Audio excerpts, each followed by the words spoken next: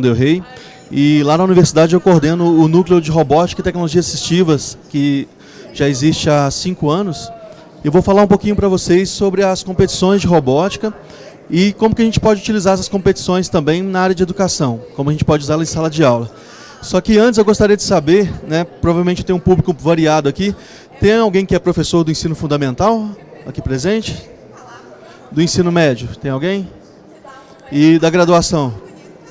Vocês são da área de tecnologia também ou da área de educação? Quem é da tecnologia, levanta a mão, por favor. E da educação, tem alguém? Bacana. Então a gente vai falar um pouquinho da mistura das duas coisas, né? Eu vou tentar apresentar para vocês também, né, o que é necessário para poder começar, por exemplo, uma equipe de competição, como é que a gente pode utilizar ela no dia a dia de sala de aula e também, né, dentro da área tecnológica. Dentro das missões do núcleo, né, a gente vai poder comentar um pouquinho também sobre a parte de tecnologia assistiva, se você tiver interesse no final. São as tecnologias para pessoas com deficiência, no qual a robótica também é muito utilizada, né? A apresentação de hoje a gente não foca especificamente nisso, né, mas existe a possibilidade da gente trabalhar também a robótica para essa área, como a gente vai ver aqui nas apresentações e em alguns vídeos que eu vou mostrar para vocês.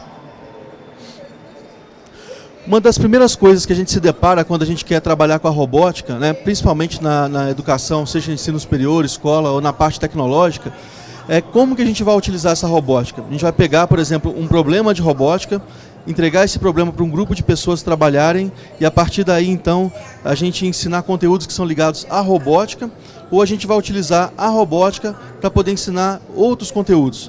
Então tem como a gente fazer isso das duas formas. Por exemplo, eu posso trabalhar totalmente focado na robótica e conhecimento de áreas, por exemplo, como química, física, matemática, psicologia, mecânica, eletrônica, computação, eles vão ter que ser utilizados para poder chegar ao protótipo final, que é o robô. Okay? Como também eu posso fazer o contrário, eu já tenho um robô, ou eu quero construir um robô, e eu vou utilizar, por exemplo, para poder ensinar geografia, matemática, história, psicologia, são áreas que a gente pode interagir dentro da robótica. O que a gente pode ter em mente, né, quando a gente fala de robótica, é como na apresentação anterior, são os robôs humanoides, é a primeira coisa que chama a atenção. Né? Isso aconteceu principalmente quando Isaac Asimov, né, escreveu o livro Eu, Robôs, difundiu essa ideia da inteligência artificial, do robô na semelhança humana, que conseguia fazer tarefas, né, e atividades da forma como o ser humano faz. Isso foi a ideia original de robótica em 1950, mas de lá para cá a gente teve muita evolução, né, tanto da tecnologia eletrônica, principalmente a parte de computação e sistemas embarcados, e a partir daí a gente pôde então ter robôs que eram utilizados para fins que no início, né, quando o escritor teve essa ideia desse primeiro robô, ele nem imaginava, como por exemplo, pequenos robôs, né, em forma circular limpando a casa, ou então um robô em forma de cobra para poder verificar a tubulação de petróleo se tem algum vazamento ou não. O robô lagartixa que pode ser utilizado para subir uma parede em um desabamento e verificar, por exemplo, se existe alguém sobrevivente dentro daquele ambiente. Então, o formato do robô, a forma como a gente enxergava a robótica, ela veio mudando juntamente com a tecnologia e a gente tem hoje robôs que são utilizados por mais diversos fins. Eu vou mostrar para vocês daqui a pouco um vídeo, né, onde a gente tem uma equipe de competição de robótica dentro da finalidade do futebol. Mas antes eu queria só fazer um pequeno apanhado do que é robótica, né? Se vocês pegarem aí no Google ou pegarem um livro para ver a definição, vocês vão ver que existem diversas formas de definir robótica e principalmente o que é robô. Okay? Mas a gente pode simplificar um pouco essa discussão para não entrar tanto na parte filosófica do assunto, né, e pegar, por exemplo, uma definição de robótica na qual ela está alinhada ao estudo, ou seja, ao estudo e a ciência da construção do robô em si. Então, com isso, a gente foge da definição e joga toda a definição para robô. Se vocês realmente forem buscar essa definição, vocês vão ver que existem dicionários, por exemplo, livros que falam que ele tem formato humanoide, que são equipamentos que fazem tarefas de forma autônoma, né? Só que essas definições, às vezes, são um pouco limitadas para a quantidade de gama de aplicações de robótica que nós temos hoje em dia. Vou dar um exemplo. Se você tem um robô de resgate, ele pode ter rodas, por exemplo, uma câmera, né, e um gancho. Ele pode ser telecomandado dentro de uma área onde houve, por exemplo, um desastre natural para buscar realmente sobreviventes. Ele não tem uma inteligência artificial, ele não está locomovendo sozinho, ele tem um telecomando, mas ele ainda assim é um robô, apesar de não ser automático, autônomo. Outro exemplo que a gente vê bastante na mídia hoje são robôs para cirurgia, por exemplo. também é comandado pelo médico, pode ser comandado inclusive à distância, e ele não tem um cérebro autônomo. Então a necessidade da autonomia da inteligência artificial não define o fato dele ser um robô ou não. Então a gente tem robôs que são telecomandados, bem como nós temos robôs também que são totalmente autônomos, que é os casos que eu vou mostrar para vocês aqui hoje, e aí eles precisam de uma programação, eles precisam de um cérebro, né, eletrônico, no qual ele vai poder fazer essas tarefas. Aqui, por exemplo, só para poder confirmar o que eu estava falando com vocês, são algumas definições de dicionário. Então elas não são abrangentes, elas apenas mostram o que a gente pode definir como robô. Mas tem uma coisa que a gente pode focar um pouquinho mais, se a gente fugir um pouco das novas tecnologias, né, da parte sintética, da junção da biologia com a mecânica, de sistemas artificiais neuromórficos, a gente vai chegar na robótica atual. Então a gente tem basicamente mecânica, eletrônica e computação. Quando a gente fala dessas três áreas, aí sim a gente tem algo palpável para trabalhar, e a gente pode, em vez de ficar tentando definir robô, a gente pode falar o que é necessário para construir um robô, e a partir daí, por exemplo, trabalhar com ele, seja na educação, por meio de competição, de robótica ou não. Então a gente pega essas três áreas, se junta, define um robô, e a gente pode começar a destrinchar o seguinte. Dado aqui que eu tenho uma entidade que nós estamos chamando de robô, ele precisa basicamente fazer três coisas. Ele precisa sentir o ambiente, o mundo ao redor dele. Então eu vou acrescentar um ambiente aqui. Então eu tenho um ambiente em volta dele. Ele precisa processar essas informações que estão vindo do ambiente. E a partir daí ele vai atuar no ambiente, dado uma determinada meta. Então basicamente, para a gente falar de robótica, eu preciso saber qual é o ambiente que ele está inserido. Ele precisa voar, ele vai nadar, ele vai andar sobre o solo fixo, ele vai se rastejar na areia. Então essas são questões que a gente começa a se colocar. E além disso eu preciso saber o seguinte, qual é a meta? Ele vai catar latinha numa praia, ele vai ser usado para limpar a casa, ele vai ser utilizado para poder assistir uma pessoa doente no hospital. Então essas são as perguntas que vão me permitir falar o seguinte, olha, que tipo de robô ou quais tecnologias são necessárias para que eu possa construir um protótipo ou pelo menos programar um protótipo robótico. E aí a gente começa a fazer um link, né, principalmente para a área de educação, na hora que eu começo a me questionar como que o robô percebe o ambiente. Então a primeira coisa que a gente pode olhar é para si mesmo. Para eu perceber o ambiente eu tenho os meus 5 sentidos, certo? A partir desses 5 sentidos eu começo então a avaliar como que o ambiente é ao meu redor e como é que eu posso fazer alguma ação para alcançar realmente um objetivo. Então aqui em cima eu tenho, por exemplo, alguns sensores, aquele azul lá é o sensor de cor, né? O sensor abaixo dele, vermelho e branco, é um sensor de luz simples, o mesmo que a gente usa no poste para acender e apagar a luz automaticamente. A gente tem um sensor ao lado prateado, que é um sensor de gás, uma interface do tipo tecla, temos um sensor ultrassônico aqui embaixo, um sensor de força ao lado e mais acima o sensor branco é um sensor de umidade e temperatura. Por que eu resolvi começar essa apresentação mostrando os sensores? Porque qualquer um que queira utilizar a robótica vai ter que entender que no estado atual da tecnologia nós precisamos pegar a informação do ambiente e transformar isso num sinal elétrico ou pelo menos numa informação digital que possa ser armazenada na forma de bits, né, de zeros e uns.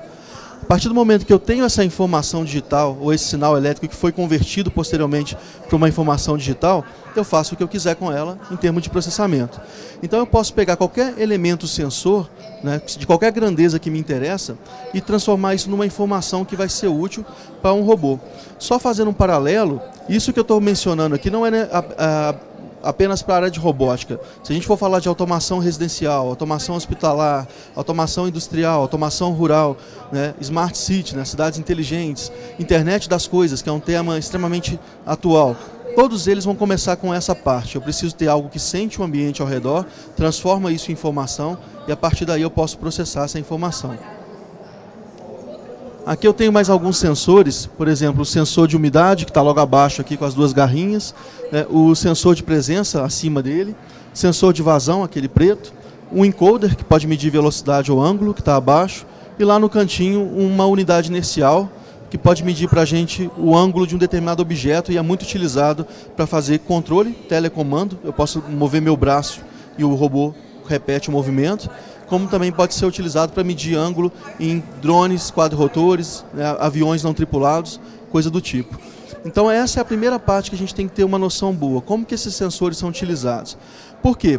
Porque dentro da tecnologia, é fácil, se a gente já faz um curso voltado para tecnologia, pegar, por exemplo, um manual de instruções, um datasheet, ver como eles funcionam e utilizar isso num sistema computadorizado depois, um Arduino, um computador, um Raspberry ou tecnologias desse tipo. Mas para a educação também eles têm uma parte bem interessante. A maioria deles funciona basicamente com a variação da resistência ou com a variação de alguma grandeza elétrica a partir da modificação de uma outra grandeza, como pressão, temperatura. Certo? Então a gente pode ensinar, por exemplo, conceitos de física, de química, voltados apenas com os sensores que a gente tem aqui. Eles em si já dariam um estudo interessante para as disciplinas que a gente vê, tanto no ensino fundamental, mas com certeza um pouco mais no ensino médio. Na graduação tecnológica, seja engenharia, computação e outras, isso é uma aplicação imediata. Na computação a gente sabe que o foco maior vai ser no cérebro, ou seja, na parte interna do robô. Mas também é importante entender como é que esses sinais das grandezas físicas são gerados, como é que eles são convertidos em sinais elétricos e depois quantos bits que eu preciso para representá-los dentro de um computador. Porque, por exemplo, se eu tenho um sensor de temperatura e ele varia de 0 a 150 graus e eu quero utilizar, por exemplo, um Arduino. Quem conhece Arduino aqui, levanta a mão. Acho que a maior parte, ou seja, é basicamente um pequeno microcontrolador que está numa placa prototipadora, né? Então, ele trabalha com 10 bits, ele consegue ter de 0 a 1023 valores diferentes, então 1024 valores diferentes. Então, eu preciso saber que a limitação do Arduino é essa. Se eu quiser algo que represente 10.000 pontos da mesma grandeza, eu não posso usar o conversor de um Arduino. Então são esses os conceitos iniciais que a gente precisa ter para poder trabalhar a robótica dentro da área de educação ou qualquer outra área utilizando microcontroladores como o Arduino, por exemplo. E aí vem uma outra área que pode ser muito útil para a gente na área da robótica e também usar a robótica para ensinar algo na escola, é a parte da biologia. Então a biônica, né, eu imagino que você já tenha ouvido esse nome, é basicamente a ciência que estuda como eu posso olhar para a natureza, absorver algo da natureza e utilizar nas áreas tecnológicas, especialmente na engenharia. Então quando eu faço isso, por exemplo, na robótica é muito natural que a gente tenha um sensor ultrassônico para desviar de obstáculos, é um dos mais utilizados. Então ele é basicamente inspirado no que acontece com o morcego. Eu tenho um sonar, ou seja, uma emissão de sinal ultrassônico, no qual ele vai, bate em algum objeto, o tempo que ele leva para ir e retornar é medido por um circuito eletrônico e essa distância então é calculada. E é assim que a gente faz o básico, por exemplo, do robô que desvia de obstáculo nas competições, por exemplo, da Olimpíada Brasileira de Robótica, que já começa com crianças de 6 anos e vai até adolescentes e jovens adultos de 19 anos. Então a gente pode, por exemplo, usar esse conceito para poder explicar um pouco da biologia ou fazer com que os alunos se interessem um pouco mais por biologia. No caso do sonar, é apenas um dos exemplos que a gente tem, né, de sensores, de tecnologias que são inspiradas na natureza. Se a gente for falar, por exemplo, da inteligência artificial, a gente tem vários outros exemplos, né, de algo que foi aprendido com a observação da natureza. Um deles, por exemplo, é a parte de otimização, quando eu quero, por exemplo, escolher o menor caminho entre dois pontos para um robô poder fazer uma trajetória. Vocês já se perguntaram como é que as formigas fazem para achar um alimento e conseguir achar o menor caminho de volta para o ninho com esse alimento? Alguém sabe? Já leu sobre isso? A gente usa basicamente uma técnica de otimização inspirada em colônias de formiga, tem esse nome, otimização por colônia de formiga, no qual basicamente é o seguinte: na vida real a formiga está andando, ela vai depositando um feromônio no chão, tipo de hormônio. Aquele feromônio, ele é um rastro que fica entre a formiga, o alimento e depois que ela volta para o ninho.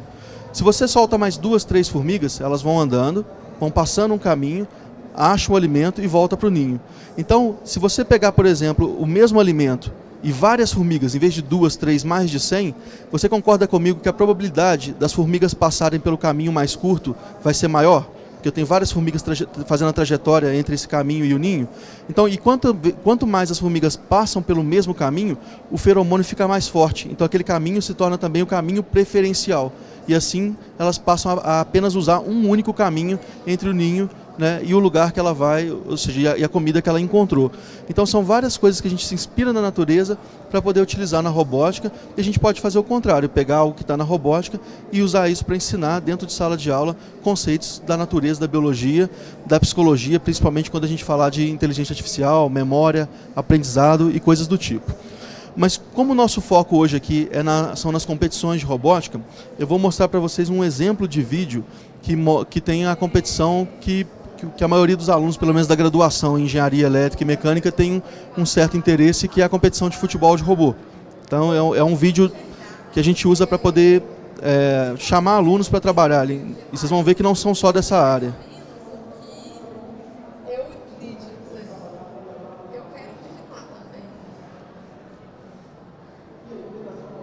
Esse é o time de futebol de robô lá da nossa universidade. Então essa é a categoria F180. Eu vou falar um pouquinho mais sobre as categorias daqui a pouquinho. Esse é o pão de queijo. Aqui em Minas não tem graça falar isso, porque todo mundo gosta de pão de queijo. Mas quando a gente vai para fora, aí faz sentido. Então basicamente ele é um sistema que envolve conhecimento de mecânica, de eletrônica e a parte de programação. Para quem não conhece essa categoria ainda, ela tem uma câmera, várias câmeras que ficam em cima e monitoram o robô. A gente vai ver um vídeo mais longo depois só com ela. Essa categoria já é a simulação 2D. Parece um videogame antigo, mas cada bolinha daquela é uma inteligência artificial. E elas têm que interagir, cooperar para poder ganhar o jogo. Essa categoria já é para quem utiliza kits padrões, de fabricantes nacionais e internacionais. Cada ano o desafio muda. Esse ano aí eles tinham que selecionar as bolinhas da mesma cor e jogar para o outro campo do adversário. Essa é uma categoria também de futebol, um pouquinho menor, mais barata e mais fácil de montar. A gente vai falar um pouquinho de cada uma daqui a pouco. E o famoso humanoide, que é uma tecnologia que é o sonho de todo mundo que gosta de trabalhar com robótica. Então lá, por exemplo, a gente trabalha com esses cursos, então a gente integra dentro de uma universidade alguns cursos para trabalhar o futebol de robô. Isso pode ser adaptado dependendo da sua área e do foco que você tem em relação à robótica.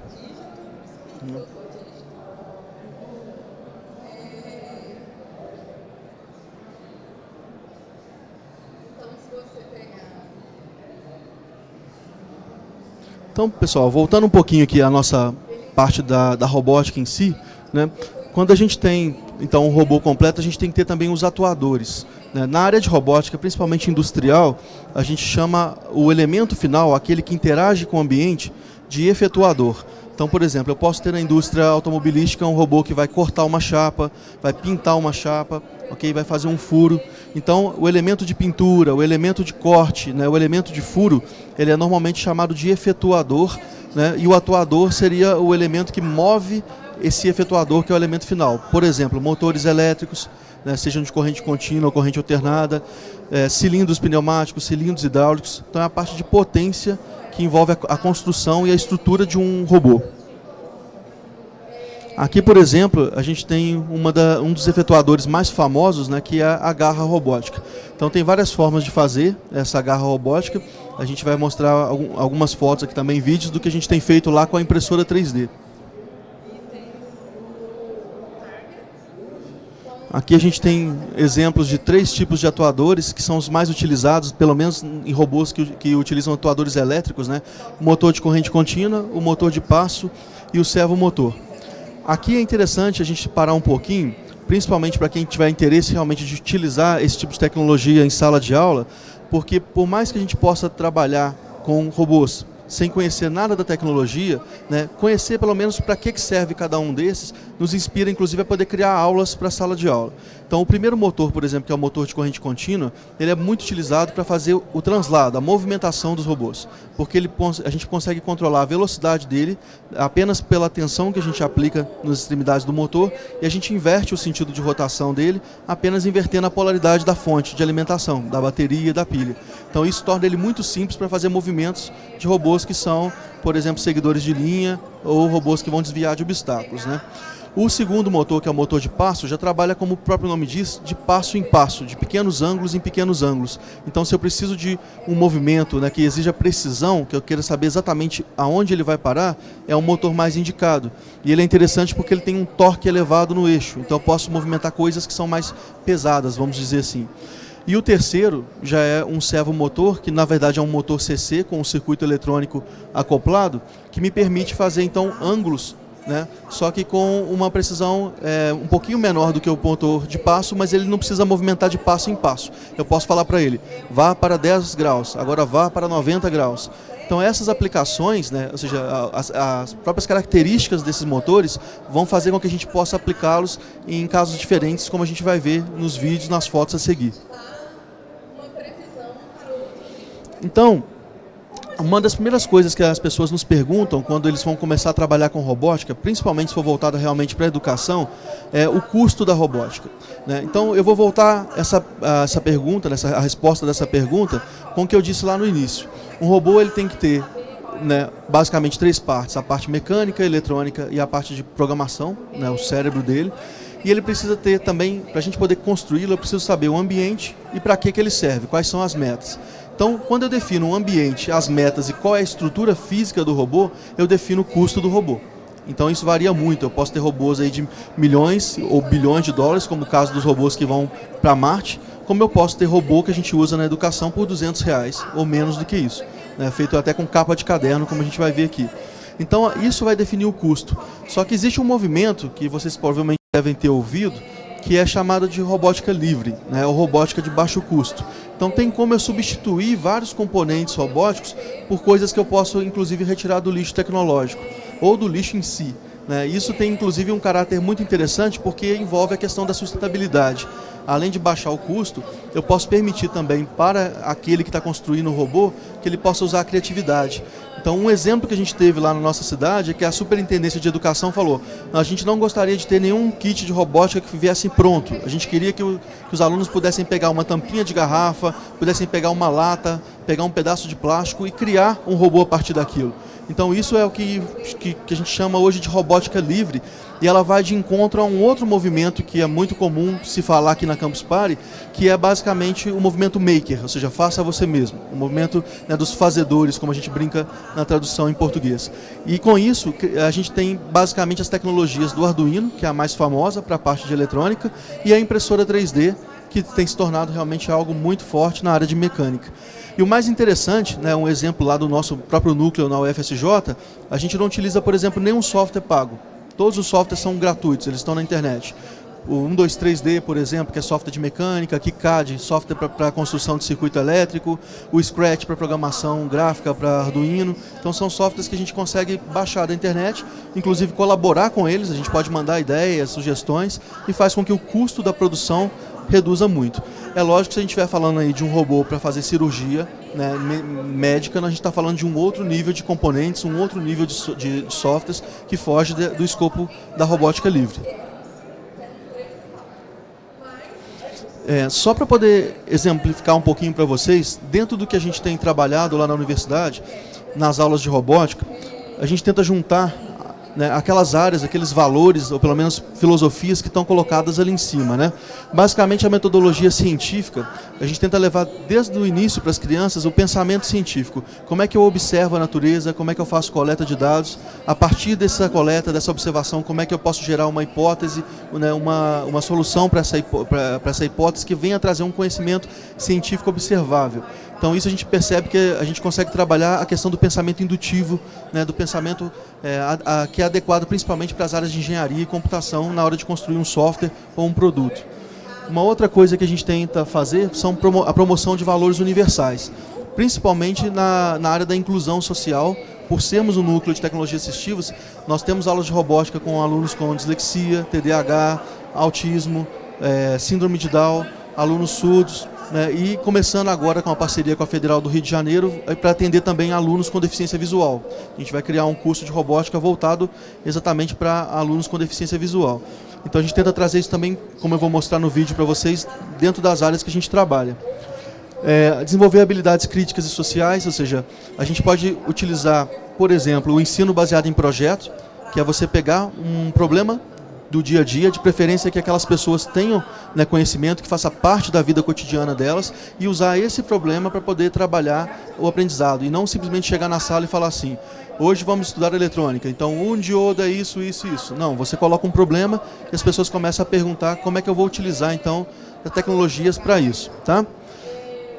A neuropedagogia é uma das nossas bases também, então a gente tem lá o apoio de profissionais da psicologia para poder tentar entender como é que as pessoas, né, aprendem, como é que uma criança, por exemplo, desenvolve o cérebro ao longo do tempo, como é que a gente tem como usar um robô para trabalhar uma habilidade social. Vou dar um exemplo para vocês. Vocês já devem ter visto garras robóticas, pelo menos em vídeo, esse tipo de bracinhos robóticos com uma garra na ponta, ok? A gente tem um trabalho lá que você poderia automatizar todo o processo, deixar a garra robótica pegar um objeto colorido e separar em caixas diferentes. Só que isso para o nosso objetivo, por exemplo, com as crianças com síndrome de Down, não é tão interessante, porque uma das questões que elas precisam trabalhar é a questão motora e a outra é a questão da memória. Então você pode pegar, por exemplo, as caixinhas que estão vindo numa correia transportadora. Então ela traz vários bloquinhos coloridos para você naquela correia. Quando chega, por exemplo, a cor verde, a correia para. E a criança pode pegar um braço robótico controlado por controle remoto, pegar aquele objeto verde e colocar ele numa caixinha. Então dessa forma a gente trabalha a questão da habilidade motora, a questão da memória, utilizando o robô para trabalhar a outra habilidade, não que eles estão aprendendo robótica em si. Estão entendendo? Então é uma outra aplicação que a gente tem para robótica na área de educação. Eu vou colocar para vocês aqui um vídeo.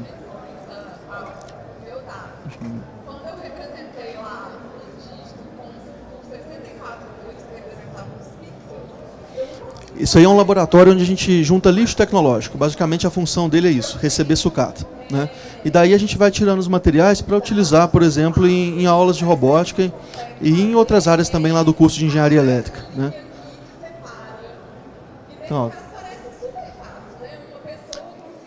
esse é um laboratório, por exemplo, super barato de montar, porque você vai precisar basicamente de máquinas de corte, micro-retífica, furadeira, então ele não demanda grandes tecnologias.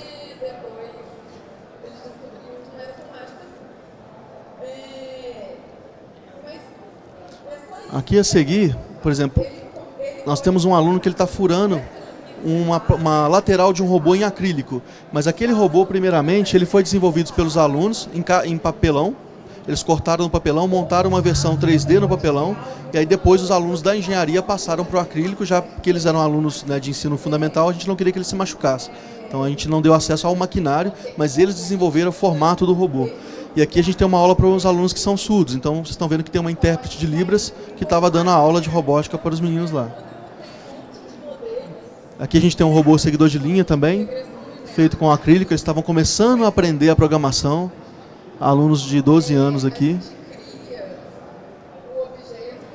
Como o tempo está um pouquinho curto, eu vou colocar um outro vídeo aqui para vocês verem. Já voltado agora para a competição.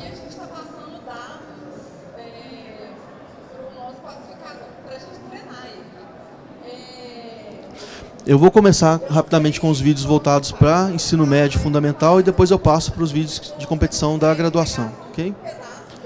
Então aqui a gente tem um vídeo que mostra a competição nacional, né, da RoboCup do I3E em 2014, que foi em Fortaleza.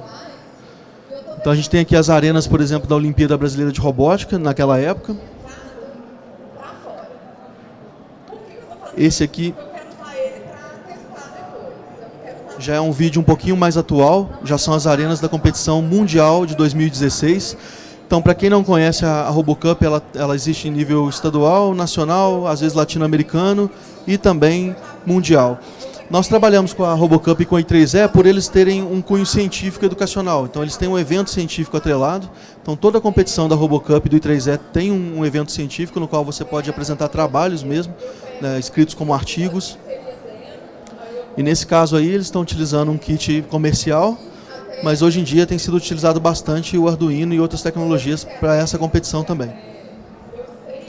Então ali ele segue a linha preta, tem um quadradinho verde no qual ele percebe para que lado ele tem que virar. Então o mesmo sensor que percebe branco, preto, tem que perceber o verde e o prata. Aquela latinha que está ali em volta em papel alumínio é a vítima. Ela que tem que ser resgatada.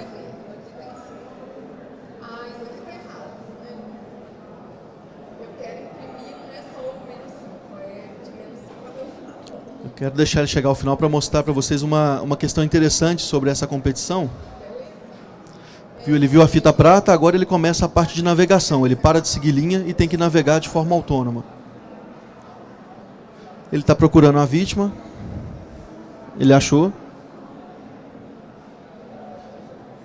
Ele tem que colocar ela na área segura, que nessa competição, no caso, é aquele quadrado laranja ali no canto.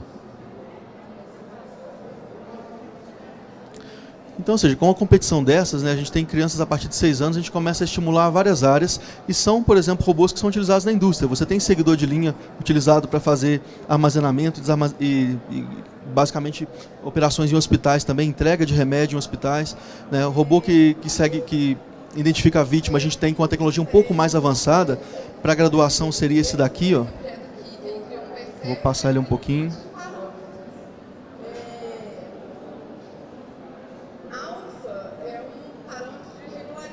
Então esse já é um robô um pouco maior. A competição é a mesma, é o resgate, só que essa já é a competição voltada para graduação e também para pós-graduação. Então nesse caso o robô também é autônomo, não tem controle remoto, só que é proposto uma área de desastre, onde você pode ter entulho, madeira, tijolo, tem um carro ali e ele tem que identificar se tem alguma vítima ou um sobrevivente dentro do carro, utilizando apenas a câmera. Vocês viram que ele ficou um pouquinho agarrado nas pedras ali, ele conseguiu sair. E agora ele vai utilizar a câmera para verificar se tem alguém lá dentro. Como a competição ela tem o objetivo de desenvolver a educação e também a ciência, né? Então começa-se realmente com aquela bem simplesinha, com robô seguidor de linha, crianças, adolescentes. Conforme vão subindo o nível de estudo, eles vão trabalhando com tecnologias bem mais avançadas.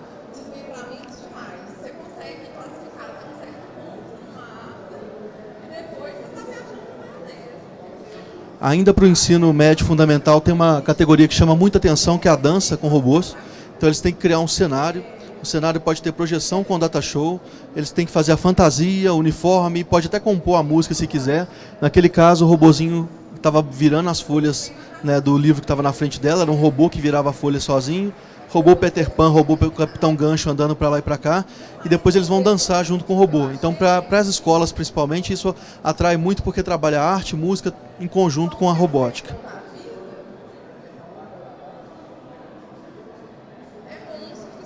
Essa é a categoria que tem chamado bastante atenção e a gente já tem no Brasil há 2 anos. Aqui é um time.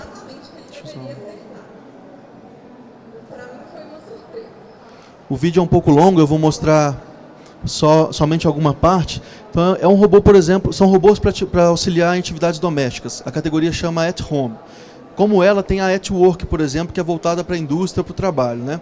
Então, nesse caso, muitas pessoas têm usado o sensor de profundidade, basicamente o Kinect, né, da Microsoft, como a parte de visão computacional. Ele tem que interagir com as pessoas, reconhecer comando de voz, poder servir uma bebida, limpar a casa, né, organizar. Tiveram anos que ele tinha que fazer uma fritura no fogão. Né, então, eles começam a colocar desafios realmente para que a gente possa chegar um dia a ter um robô de auxílio doméstico. Na parte de tecnologia, ela já exige realmente um conhecimento mais avançado de processamento de imagem, de locomoção. O hardware desse robô já é bem mais avançado que das competições para ensino médio fundamental, o que torna ele mais caro. Ali, por exemplo, ele está fazendo navegação autônoma, está andando sozinho pelo ambiente.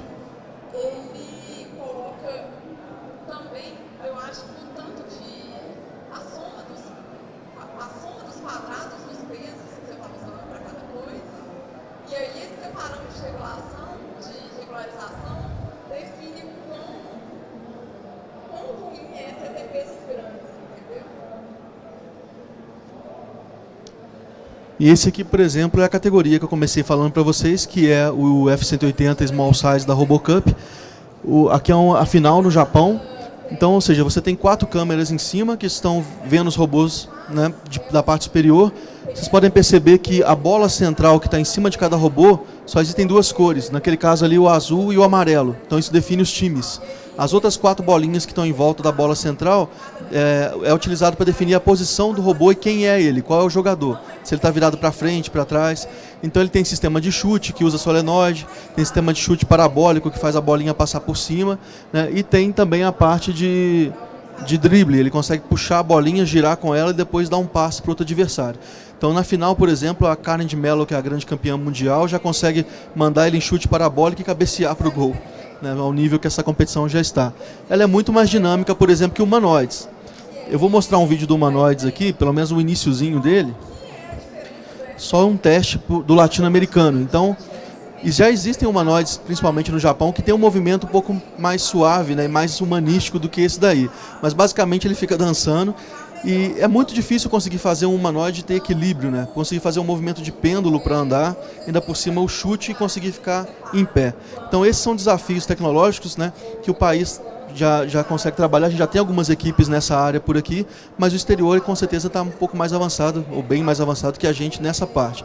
Mas também dá para estudar anatomia, dá para estudar várias coisas entrelaçadas com a parte de competição de robótica para a educação. A gente tem uma proposta lá, por exemplo, né, eu vou mostrar rapidamente aqui nos slides, porque o nosso tempo está acabando.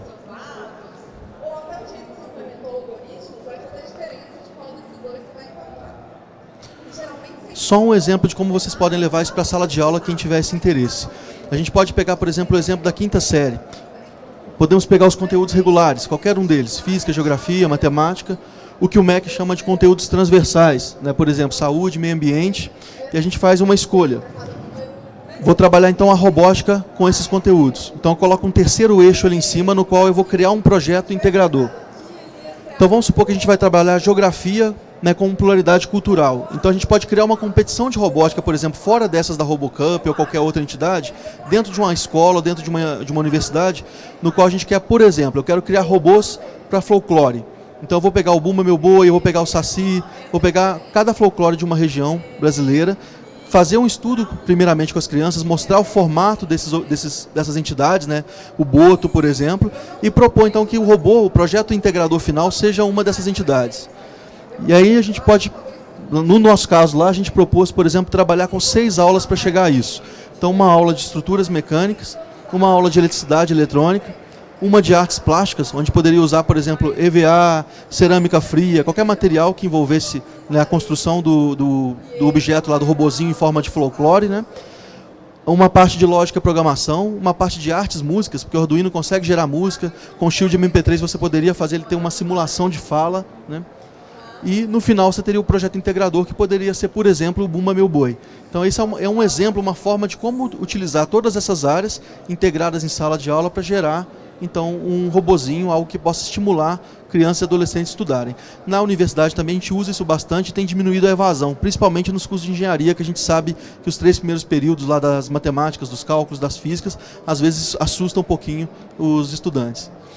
Então, pessoal, eu vou deixar o meu contato aqui e abrir para perguntas. Tinha uma parte de umas fotos que eu queria mostrar, mas o tempo está curto, eu posso mandar para vocês depois, quem tiver interesse. Tá? E se alguém quiser alguma pergunta, a gente ainda tem 5 minutos para poder fazer. Tem alguém que gostaria de perguntar alguma coisa ou fazer algum comentário?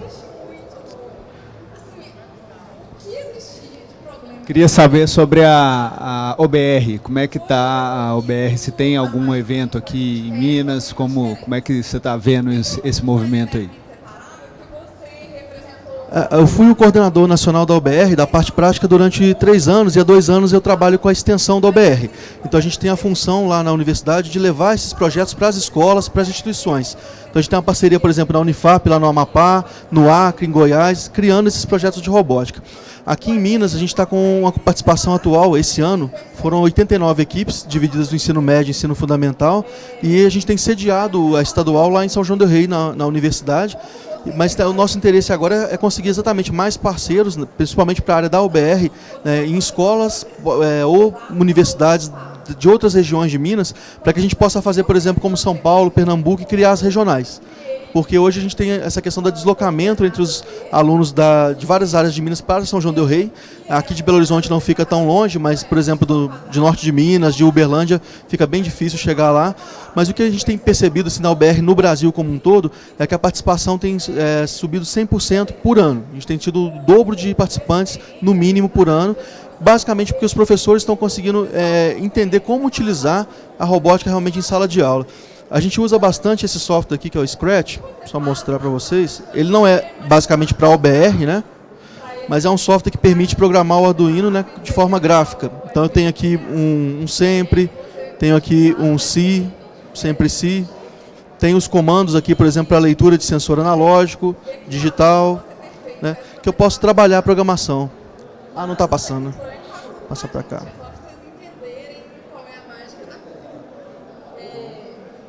Então esse daqui é o Scratch, basicamente. Ó. Tenho aqui alguns comandos, os bloquinhos.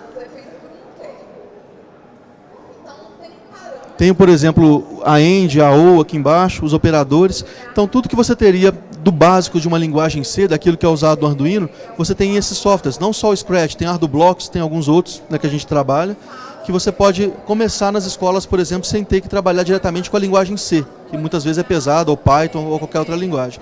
Para a graduação, a gente já começa basicamente com Python e C, ainda mais se for robô, por exemplo, para tecnologias assistivas, aí já é um pouquinho mais avançado. Mas para finalizar, a OBR tem tido esse papel de difundir a robótica e o que a gente percebe, por exemplo, que a robótica traz com as competições, é fazer com que os alunos se motivem a estudar. Né? Principalmente lá na graduação a gente percebeu muito isso e nas escolas que a gente trabalha. Então os alunos começam a estudar, inclusive outras áreas que não tem nada a ver com robótica, porque eles veem que aquilo tem um objetivo, né? Tem um motivo para se fazer, né? Para se estudar o robô. Alguém gostaria de perguntar mais alguma coisa? Não? Então, pessoal, eu deixei meu contato para vocês aí, se alguém quiser conversar, vou ficar aqui disponível, ok? Obrigado.